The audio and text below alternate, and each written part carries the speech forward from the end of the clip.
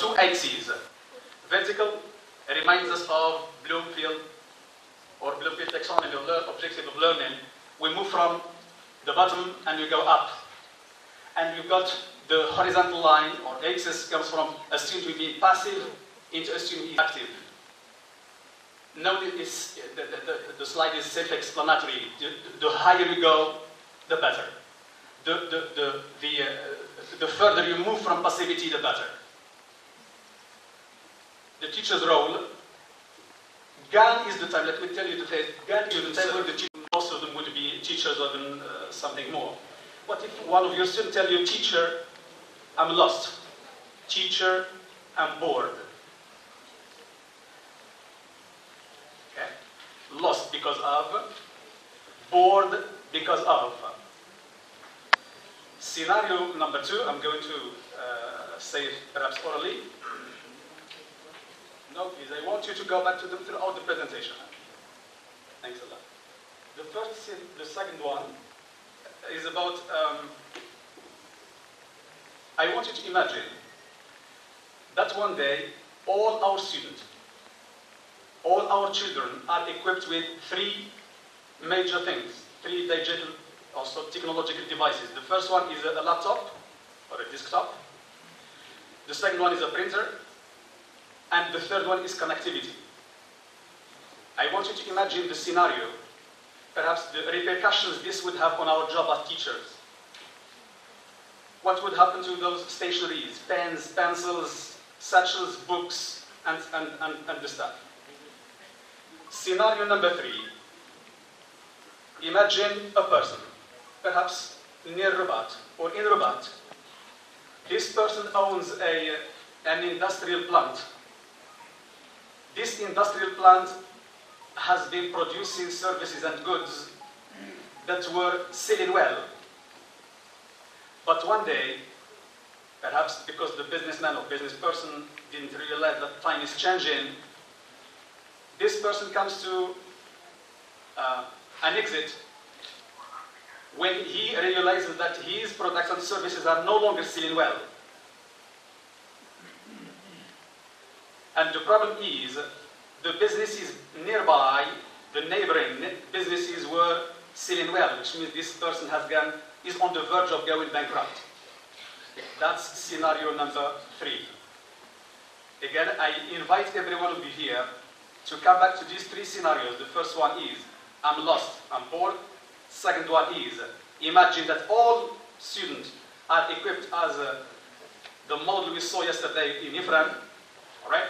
And number 3 is about this business person who was successful, made a lot of money, but now he is on the verge of going bankrupt. And the problem is that he does not realize that he is on the verge of going bankrupt. All right.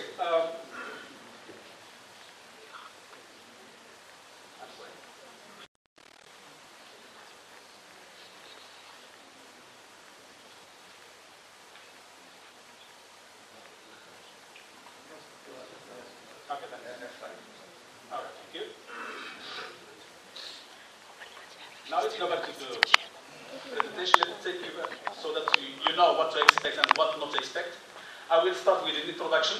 I will take you a chronological process in which I go into the purpose of this chronology is to show that technology, as was in one of the previous presentations, it was not a newcomer, it is before, but the existence of ICT related education was not mature enough, and now perhaps things are mature in the height, and we are into it now. We are into it. And I'm going to talk about 2 important factors, globalization and its effect, and marketization and also its effect on education. Then we'll move on to talk about challenges of ICT, iterating perhaps what previous presenters gave. Then move on to talk about opportunities and potentials of ICT. We're going to talk about an example or an experience I have been having with my students, and I'm still having it.